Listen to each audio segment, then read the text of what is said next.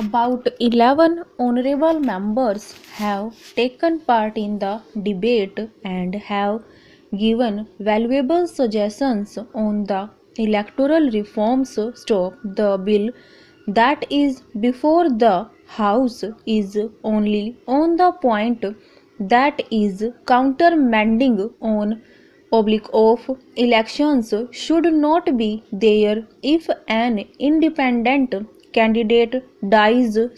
But taking this opportunity, almost all the members have expressed their views on the need for electoral reforms at any early date. Stranger, as far as this bill is concerned, I don't think there will be any objection from any member.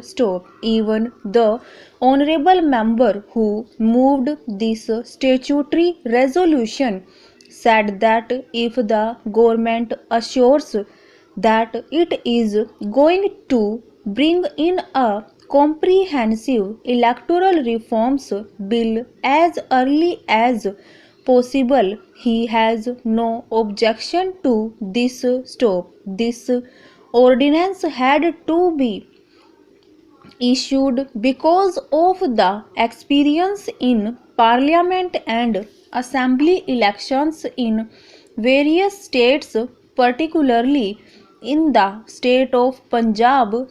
During the last Punjab elections, a number of candidates, particularly independent candidates, were killed, and that has made the government think seriously what it should do.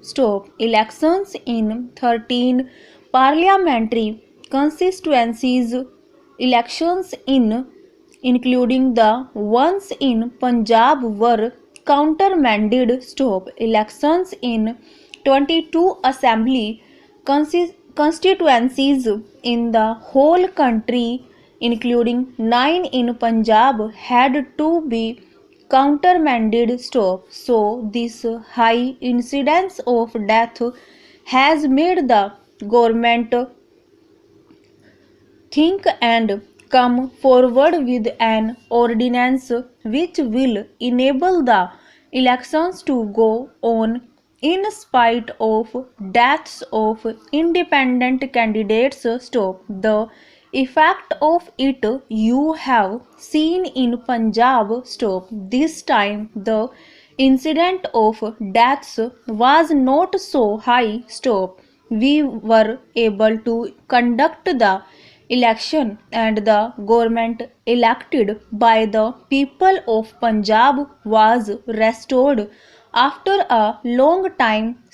I hope the House will agree unanimously as far as this part of it is concerned. Stranger, about the electoral reforms, the government is also more serious.